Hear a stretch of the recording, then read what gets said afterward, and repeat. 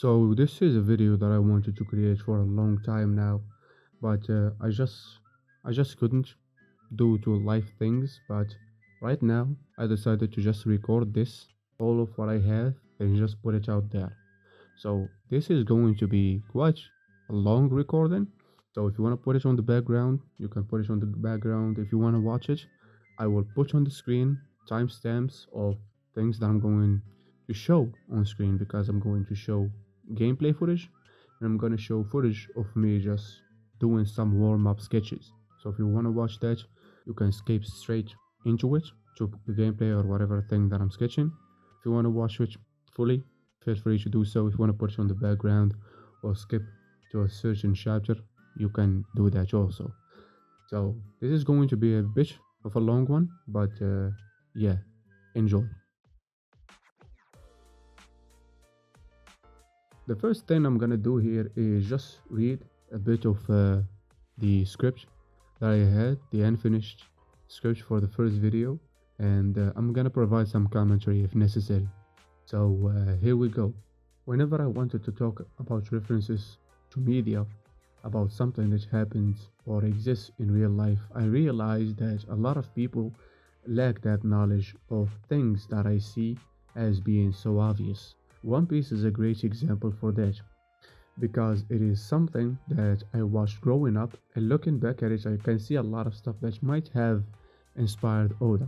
I'm going to talk anime only, so no manga spoilers, but there will be some spoilers for the anime up to Vegabank's arc, Egghead Island. Speaking of which, I'm going to work my way backwards from here, starting with the major visual and functional theme of these shows. These are inspired by the legendary anime and manga that set the blueprint for everything to come, so you can see a lot of other mangas pay tribute to it because Osamu Tezuka is considered to be the godfather or kami, just straight up god, as they call it in the anime industry, and manga also, because he pioneered both of them. The name of the anime in Japanese is called Atomo, and his legs are two rockets I think were supposed to represent like nuke missiles or something of that sort. I don't remember, but I think it was in that vein of references: war, nuclear weapons, missiles, and mass destruction and weaponry and so on. Which, if we go back to One Piece or that arc specifically, we can see another reference to nuclear power or something like it with that flame that also was kind of used to power that weapon that Emu used to destroy, completely evaporate that island out of the face of Earth. Other references to old animes are something like the design of that giant robot that looks a lot like the visual design of old mecha, something like Messenger or something of that sort. And also, we cannot forget about the infamous anime character Daft Punk. There is a lot of things to unpack in each one of these arcs, so I'm gonna try to keep it light. That is why we're moving on straight to the previous arc, which is Wano. It is very difficult to see the screen. Lord have mercy. I have a weird ass setup, so I was reading the screen in a bit of an uncomfortable way because I literally have two pillows in front of the screen because I put the phone between them to try and reduce the reverb so I can get a bit of a cleaner audio. So, yeah, going back to where I was, Wano. Wano was the most hyped arc in all of the series, and that works against it quite badly because everyone's expectations were through the roof. Especially if you're watching it weekly or reading it weekly, you must have seen how the community was hyped for what was about to be revealed in that arc. Now there were some good things being revealed and shown, like the Rock or Ruckus, that old guy that had like all of the goats were on his team, on his crew. That was cool. But other than that, I don't think there was a single thing, including Kaido himself, that was good about that arc. But I will refrain from talking about that. I'm only here talking about the references. So, yeah, major things that I noticed were the blatant use of the Momonosuke's tail, references and the structure of the arc.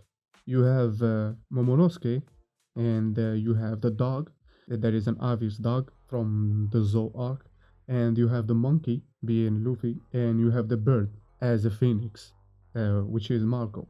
Then there is the two Onis in Wano, which is like Kaido and his daughter, and the events take place in something that is a bit kin to feudal Japan and how clans at the times were fighting for rules over the land, and Oroshi's raised to like claim to the authority or like being the shogun of that land, kind of similar to how like there were a lot of underhanded techniques or tactics to try and get the rules, because Japan is not that honorable as they make it seem. Even the samurais or the warriors themselves were not that honorable, and they had the shinobis, which are the ninjas. So if you played something like whatever samurai Sony thing was called, Ghost of Tsushima, if you played the game, you can see that you have two ways of gameplay. You have like a shinobi route and a samurai route. Even though that they don't make it clear that there are two ways of playing the games, but in terms of gameplay, there are two ways: sneaking your way out, or you confronting and calling out the enemies before engaging them. So that was a cool thing to try and see here, and not just make it like Japan is very clean and like cute and honorable and so on. And other than that, there are the messages of pollution, environmentalism, industrialism, and how the industry just throws away all of their, and how like a lot of industries throw away their waste straight to the ocean or through like some resources of water that are going to be used about a lot of marginalized communities and so on. Like Oroshi's clan, which is like where that Muchi girl, was it Otomo or Otoko or something of that sort, the one that met Luffy at the beginning. Her clan is the same as Orochi, the one that was the shogun, and they are supposed to be like a minority there, or like a underrepresented class. So they are the ones, as we saw, that girl is suffering from that pollution and so on. I must be reading too much to it, but there is definitely the message of like pollution, industries, and messing up the environment. Other than that, there is this interesting thing that happened both in this arc and the arc before it regarding the Poneglyphs, which I think it is the most interesting thing in all of One Piece, in my opinion. And I always have fantasized about a spin-off having only Robin and Lau, just both of them, a duo going on adventure, for example, trying to decipher or trying to find the true meaning behind the D clan or the D family, because they call it the D Ichizoku in Japanese, and that Ichizoku is the same way that they were referring to the Uchiha in Naruto. So uh, that is why I call this clan. It might be just family, but family means that all of them are related by blood or marriage or something like that. And as for now, it seems that that does have nothing to do with the D. So we're calling it clan for now. I always wanted to see them like going on an adventure and just have a bunch of lore dumps about the world, because the world building is insane. The beat to beat actions are as boring as they can get. But again, I will refrain from going down that way. So the poneglyphs, the way that the poneglyphs work, I think they are exactly like a lot of carvings on the wall in terms of something like the Egyptian stuff, something like the Amazigh stuff. If you see like North Africans, the native North Africans, the way that you were carving on like stones in terms of like the desert, they show you like directions and so on, in terms of like there is an oasis this way or something of that sort, and so on and so forth. But if you try to study those, you need to take them away with you. There is a specialized job that I forgot what it actually was called, and I was supposed to be putting it in the script, but I forgot, and I didn't want to just finish the project. So that is why we're doing the shotgun approach. So their job is to just put a piece of paper thing on it and just try to print it out exactly the same way that they do in the series with the poneglyphs. They just print those, create the copies, and they take them with them. And they have the same value because what they want is what is said, what is being said. not the actual stone itself. And I think that is a very, very interesting thing that I did not notice, even though that I watched that weekly, but I never paid attention to it. And it is cool looking at back at it now that I can see all of these small things and references right here, because this one is very dope. And I only known about it because I did a lot of research about language, cultures, and evolution and so on. So it is not easy to know information like this unless you're like a major nerd. So yeah, shout out to Oda or Goda for that. Or if you're a true fan, you will call him Shigeru Miyamoto because that is his real name. So moving on to the other script, which I had a bunch of other arcs on it, and yeah, it starts with Skypiea, and this is pretty interesting one because in Skypiea there were like two things combining. That is something that you see in a lot of the arcs of One Piece. Always there are two things being combined. So for example, in Skypiea there is both Buddhism and there is colonialism in terms of like the Mesoamericas and how the Americans pulled up on them on a Tuesday afternoon, uh, and how like the god that they have in there, the ruler, is straight up Eminem, like the whitest you can get. So yeah, that was pretty interesting, and I can't talk a lot about it because I did not finish the research about Buddhism, and I don't want to just spit something that I might offend any Buddhists watching. But the colonial stuff are like in your face, where like the Skypeans like being straight up exactly like the natives of America, and I love the way that they split between them, like how one side looks like the liminal space types of like suburba in the US, and the other side is like the forest marginalized natives. So that was a good one right there, and I think it will teach you quite a lot if you try to actually research what you see. And I do that not because I am someone that is quite smart and I like to know everything about anything that I consume, but because I am a concept artist, I am an animator, I want to make anime, I want to make games. And because I want to make those, I need to research like the deep stuff, not just pretty eyes look so moe in like that tamago uh, eye, like the what do you call it, the boiled egg shaped eyes, and why do the refractions and the highlights look like that? I want to like dig deep to the essence, and that is why I do these types of research. And this is just some of the things that I found out that I decided it will be a worthwhile sharing out with the world. The arc that I have after this is Arabasta, and this is pretty interesting one because I don't know, it is pretty real. It's clear that Oda have something to do with the US. I don't know, I must be reading too much into it, but the casinos, crocodile, might or might not be a Florida man, especially with the way that he looks. He looks like a kingpin and so on. So you have the themes of like a foreign Asians destabilizing a region for their own benefit. So you have them like messing with the resources of that region, creating scarcity, like artificial scarcity, like what he did with the water and those clouds. I remember that being a weird thing when I saw it as a kid. I thought that's something that is impossible like to happen and so on.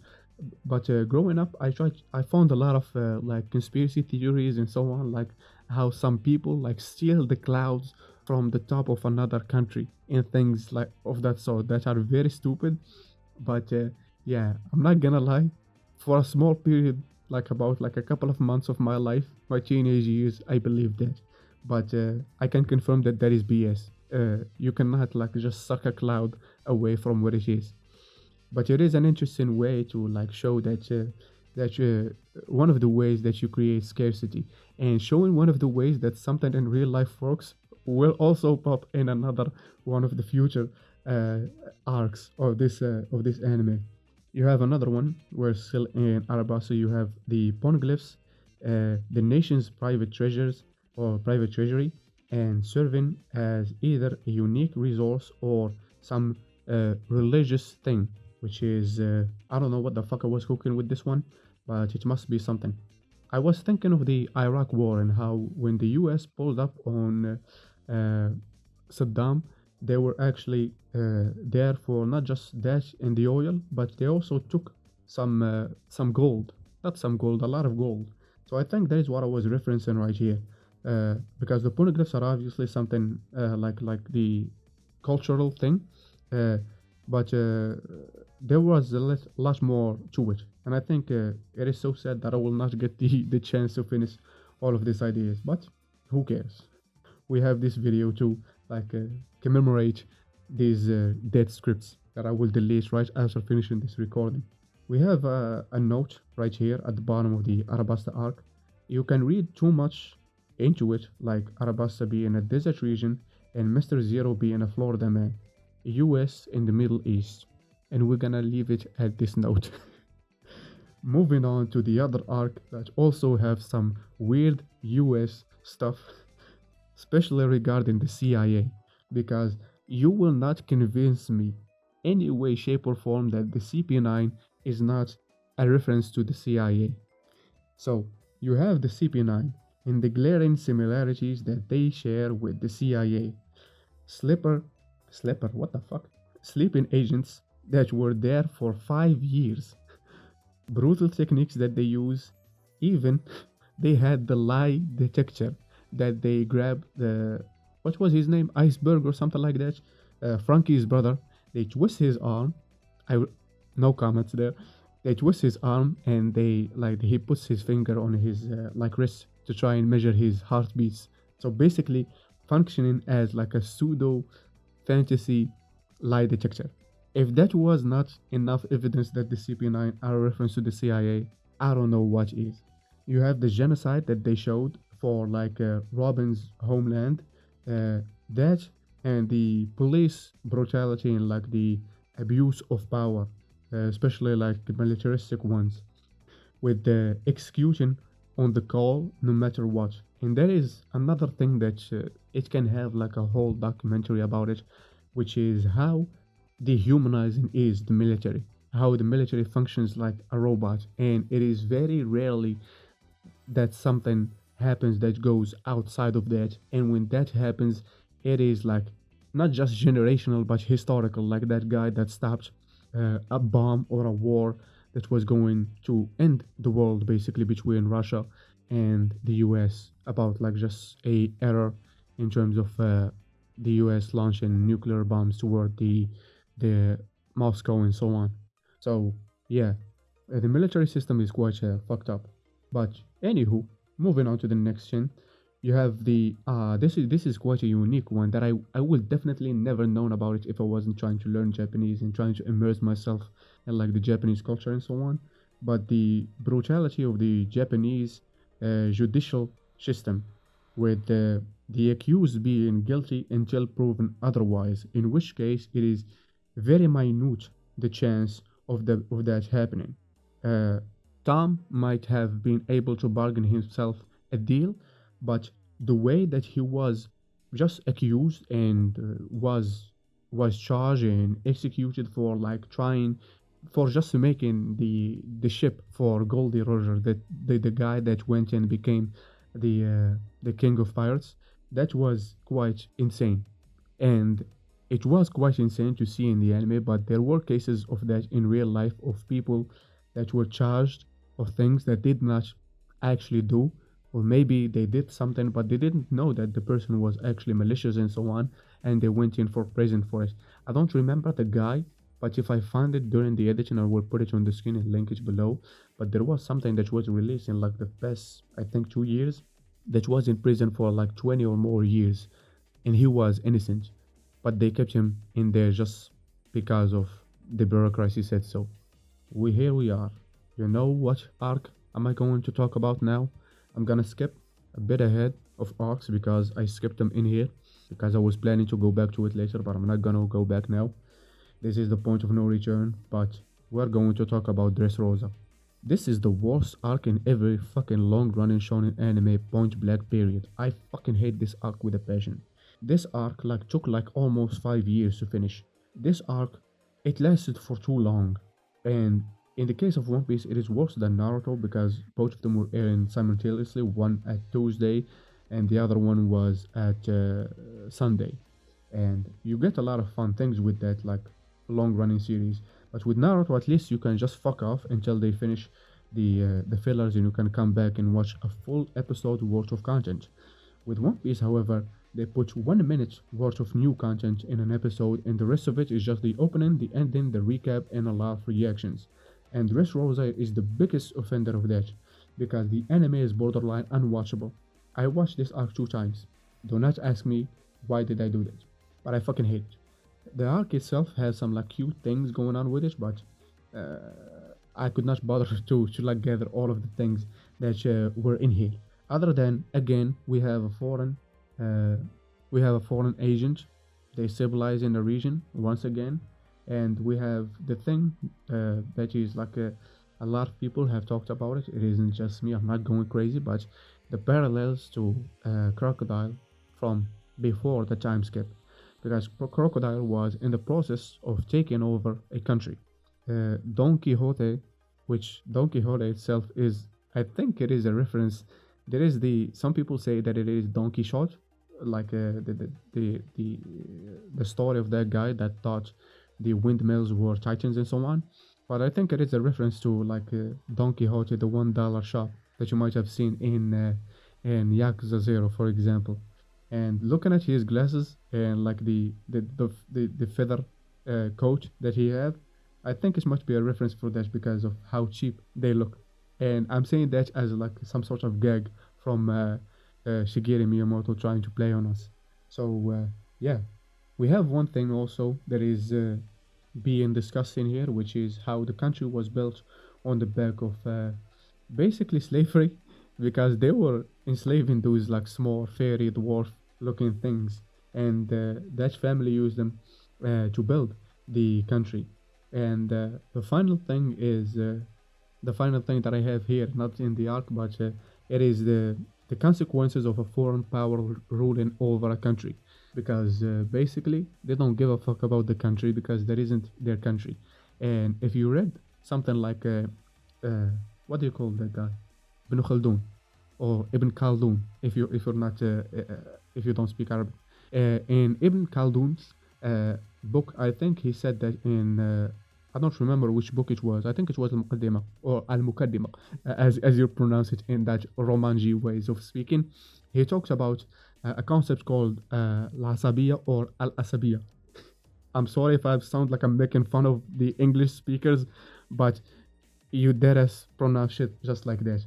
Where was I? He was talking about that concept of Al-Asabiya and how it does work. Basically, that concept is of the tight relation between like people in the countryside in contrast with people from the city. How people in the city will live lavishly and basically will grow complacent. People in the countryside will rely on each other and so on and so forth because they can't live without each other, so their connection is more tight, and they're like I don't know what to call it, like the sense of belonging to like a community or someone is very strong. So their identity is very strong, unlike the ones in the city and like a very like large society and so on. Like how always the downfall of a great civilization comes from the outside, like the barbarians or the Yabanjins, as they call them in Japan, will come in and just take them down because they grow up so complacent. Another thing is also related to this one, which is why I mentioned it, because I'm setting up for the thing that I'm actually want to talk about, which is when the countryside folks moves into the city, when where people from another city moves into the city, or when people from another country move on to our country. They don't belong to that country, so they don't give a fuck about it. That is why they litter outside, that's why they will commit crimes, that's why they will do a lot of other stuff, because they don't generally care about that place. They don't have a sense of belonging there, unlike where they came from, where they have that sense of belonging because they know the people there, they grow up with them, the people affected them, the environment nourished them, and so on and so forth. So they have a sense of belonging to that countryside, country, city, whatever it is. But when they move into another place, they don't necessarily give a flying shit about it. So there's the thing right here that I wanted to discuss pretty thoroughly, but I did not have the chance to. But this is one of those things when a foreign power comes in, that is why they exploit, because they don't necessarily care about that region.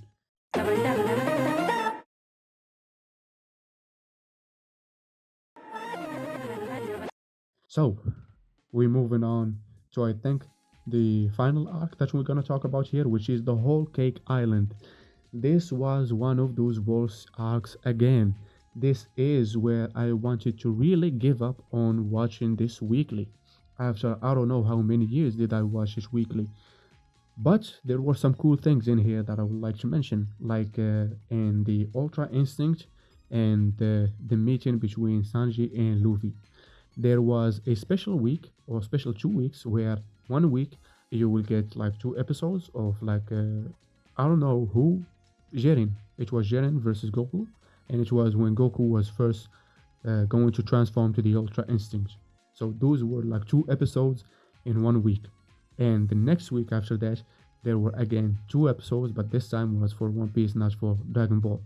The reason why that happened because both of them are made by the same studio, so I don't know if they just wanted to like clear the schedule or they do it as some sort of promotion or whatever, because there was already something that was going on with like the year of Sanji and whatnot. It was a disappointment just like Wano, but who cares? We're here again to talk about references. The one blatant references here is the the mafia, the mafia and organized crime. Both of them again relate to the US mainly because we have something like Al Capone and a lot of references to like the family structure that might not necessarily relate to the way that the familia, the families of the mafias work, but also regarding like old feudal systems, old medieval ways of passing down the power or passing down the wealth uh, to the next generation. You can't let that wealth go away. You have to like intermarry between like two strong families to like keep the wealth within and not let the new money rise up. So you can see a lot of that with especially like the Germa 66, and the Germa 66 being like a strong family in terms of like a strong what do you call it, like a military type of family, and the other family, which is like the Big Mama's family, is a family of influence. Yes, she is strong and so on, but her main thing is that she is spread so wide. And the thing of like the German 66 is that they develop weapons, like strong weapons. Those strong weapons are going to benefit this family, which is the Big Mama, to like reinforce her reign over all of that state that she rules over. And that is again mirroring a lot of stuff that you might see in medieval times, which is the intermarriage between two families that kind of complement each other. So you can think of them like mixing two Pokemons to get like something new, better and stronger, like having two elements and so on and so forth, like better strength and better resistance to more elements and so on. So that marriage did not go through because again there was like some element of drama of marriages not always going through, and always love is what persists, not forced shit, even though that the arc was shit. So going back to the references, and other than that we have the Big Mama herself, because she was she had like a reference to a child, like a grown-up child. We can talk about like the concept of grown-up child, but I don't want to go that deep into that. We're gonna keep it light, as I said before. The concept of a child and like a childish mentality can be reflected in like Alice in the Wonderland and the whatever chocolate factory, Willy Wonka's chocolate factory, and so on. Like those themes that you see in there, and like how all of her children look like they stretch out of like a fairy tale, like Alice in the Wonderland, and how all of them like made out of candy and so on. And the way that the island that she lives in is structured like Willy Wonka's factory, I think was pretty neat idea. In addition to the fact of how she came to be, I don't want to say anything about like the relation between like the women or the sister that she took her in, and that sister being like a child trafficking criminal, and how that can be related to an actual uh, Mother Teresa, I think she was called, that also was caught doing some shady things, but I digress. So the final note that I have here in the whole cake island says the prohibition era, which is the era where like alcohol was prohibited, and that kind of backfired because it only uh, put fuel in the flames that were the familias. What were they called? The mafia families. It just put a battery on their back and just let them loose. You can think of it as a conspiracy theory that was done on purpose to try and raise the familia system of like the families like in their relations with each other, because there was a lot of shady stuff going on there. I'm not gonna go into the conspiracies and so on, so we're keeping it light, as I said before. We have the Prohibition era in America and the mafia families and relationships mixing between mafia and the medieval marriages pacts. So that was the final one, but I still have an extra section right here where I talk again about Wano being a mix between like the Japanese like feudal era, like the medieval era of Japan, and the Japanese myths, like the Momonosuke one that we talked about. We have feudal Japan and how families or clans will stab each other in the back to get into the top. We have the Momonosuke legend with the two Onis being Kaido and Yamato. Momonosuke being on a journey with a dog, a monkey, and a bird. And we have the other section, which is pretty interesting because it's about the Admirals and how the Admirals reflect the Yakuza. This is quite clear if you just look at the way that Akaino's voice actor talks. He talks like a thug, not like an authority figure within like a police system or whatever. He talks a lot like a character straight out of Yakuza. He could have been like one of the bosses like Kuzu. His name is not Kuzu. I think his name is Kuza, but I call him Kuzu because he's a bitch. So he can be like one of those characters. That is how like thug he sounds. So and also the full system is made like to be like on their shape. Even the way that they look, their faces are quite realistic. They look like actors, and all of the admirals like share the same thing. You have Akaino, you have Kizaru, like the light guy. You have the ice guy that I forgot what was his name. He had two names: the ice guy, and then when he left, Aokiji. Yes, and you have the like the blind guy, and you have the new one that uses the trees, something similar to Hashirama in Naruto.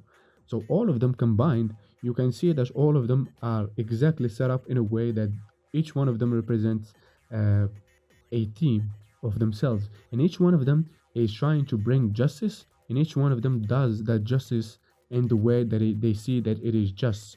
In a way, kind of similar to how in Death Note you have both L and you have Yagami, and each one of them is doing what they're doing, thinking that they're doing the best, even though that there is clear evil and good between the two, but each one of them is doing what they're doing, thinking that they're doing the best thing that they could to realize this thing, this motto that they live by, which is justice.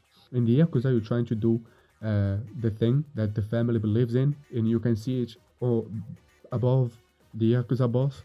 You can see some writings like the motto or the dogma of the that family. Each one of the Yakuza members try to like do that, but within their own way. I'm not sure about Yakuza in real life, but when you see Yakuza characters in like movies and so on, they're kind of doing that. So you have the way Akainu speaks, which we talk about. You have the motto of or the dogma in the back of their cloaks, similar to the motto in the canvas above the head of a Yakuza family. So the dogma or the motto of justice here is on the back of the admiral. It is not above them like in the Yakuza, but still it is the same thing. We have also here each one of them adapts that mantra and executes the family's order depending on how it fits the way that they see the world. So the justice that the new guy that looks like Hashirama is not the same thing as Kizaru. It's not the same thing as Akaino or Aokiji. So each one of them is different. So like this guy is like a rookie in a sense because he respects power and might make rights type thing, because he was about to do what he was about to do, even though that he did not take orders. He was not ordered to do so, but he went try to do it regardless. But he was stopped by Shanks because Shanks is more powerful than him. That makes him right, and he told them to stop, and then he stopped. So he respects. That is the point of view that I see from this. You have Kizaru in the way that he just chills and he just like everything is a pain in the ass, and we kind of saw a bit of like a soft side of him, and like Egghead's arc, which kind of reflects like a general theme in general that I kind of quite don't like necessarily. Every one of the evil people that we saw pre-time skip are now either like passive or like non-active elements or characters or agents, or they are the opposites where they did that not because they wanted to but because they were forced to do so. And actually, if you look at it deeply, at their heart they are good people. So don't judge people by their cover. I can understand that with Kuma, I can understand that with Kizaru, because honestly it did land because it fits his character. He did not want to do what he was tasked to do, which is killing his friend and so on, but yet he went with it. Orders are obsolete, and he could not take action against them, even though that he did not necessarily take direct action, because I think he was the guy that refueled the tank of Luffy to like transform again to Nika, but still he could not take action directly. I don't know what the fuck does that have to do with references, but who cares? If you're still listening so far, I don't think you care. So we have here like few words about like Gol D Roger. So uh, Gol D Roger showing up only for a couple of seconds, dictating the trajectory of the series, then disappeared. You don't hear anything of significance about him until the One Piece's real moment. That is the moment that we are reminded what was Roger talking about actually, like there is something to it. It kind of like reignited the interest in the One Piece, because before that we were all just tuning in and we just hear like the One Piece is real. All of my wealth, treasure, bitches, you can find them in the Hehe XD land. And we all basically skipped that except for me because I was a kid and I did not know that if you watch things on the browser you can actually move or skip forward. But you live and learn. Then you have the late game explanations, flashbacks, and that fleshes him out to be more than just an intro to be skips or to stretch episodes. Especially the sacrifice that he made walking to his own death and expecting his fate by paving the road to the next gen, which is something that I really, really like to see in a lot of media. Because as we see in real life, not a lot of old people like to move the fuck away or just die and let the new generation do their thing. They like to dictate things and they like to stay within that chair of power and not move out of it. But the brave thing that Roger did is going to the end game, finishing the game, and realizing that he basically is not the chosen one. And instead of doing nothing about it, instead of like he could have just said nothing, that like Tail or Laugh Tail does not exist and it is just hoax, or destroy everything that led to it out of spite, because if he cannot have it, anybody else cannot. But he actually chose to, instead of just be a passive actor or agent, he chose to be an active contributor to whoever is going to be the next guy or person to get into that land and realize the true history of the world and get the One Piece, which for me I see as the One Piece itself could be, or a major part of it is true history. Because the older that I grow up, I realize that there is so much value to history and how it dictates our day-to-day reality, how it dictates the status quo that we live in. So much of it is dictated by history, but it is dictated by history that we've been told. It is dictated not by history that actually happened, because not a lot of us know about true history, either due to some things that have been done to try and smear that and trying to hide that from public, or trying to rewrite history. And there is a whole kind of worms that we don't know about if history was rewritten actually, and that we actually might have something like the forgotten or the missing century that we have in the series, or something in real life that I don't see in One Piece, and I don't think we will see other than in the Poneglyphs, is that history is locked behind a language. So, for example, in my personal one, my region, you cannot learn a single thing about it if you first don't speak our language, so you don't know what we think of our history or what our history is. And second, and this is the most bizarre one that I still hate, if you don't know French, because most of the history about North Africa, at least the modern one, most of that history is written in French. And if you get a bit older than that, you start getting to Latin and ancient Greece, because the language that we have here in North Africa is more of a spoken one than actually written.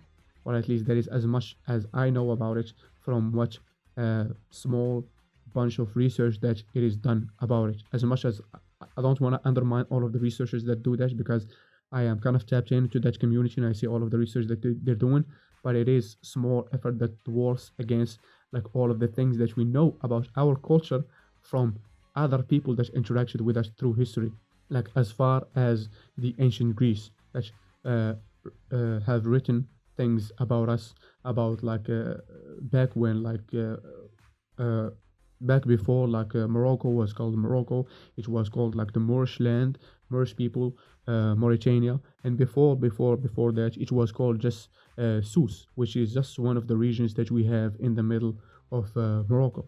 So this information for you as someone from like Sweden or Germany or whatever, Canada, Mexico, Japan, Philippines, Australia, or so on, you will definitely not know a fraction of shit about this if you both you don't speak my language, you don't speak the language of the people that documented us, and you're not interested, so you will not learn about that, and there will be a lot of gaps in history for you, not just about like this type of history, because this is just one example of one region. Because if you look at it, the history that we know, most of it is just concentrated in like Western Europe. And again, if you look at history, that is where most of civilization was in the Mediterranean. That is where most civilization flourished. But even after that, like major boom of civilization, where uh, ancient Rome and ancient Greek and so on and so forth. After that, when we get to a bit of modern ages, that history is a bit difficult to find out about. Some of it is rewritten again, and some of it is just inaccessible.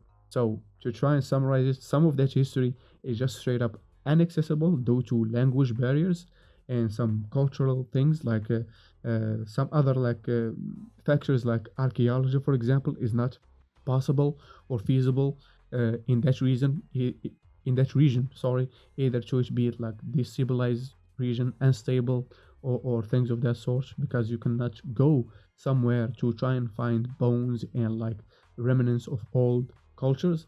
Like one of the stories that I heard about a guy that was researching some archaeological things here in this region in Morocco, and he was like somewhere in the east of Morocco, somewhere near the border between us and Algeria, and he actually like almost stepped on a mine when he was trying to find whatever things that he was like digging for.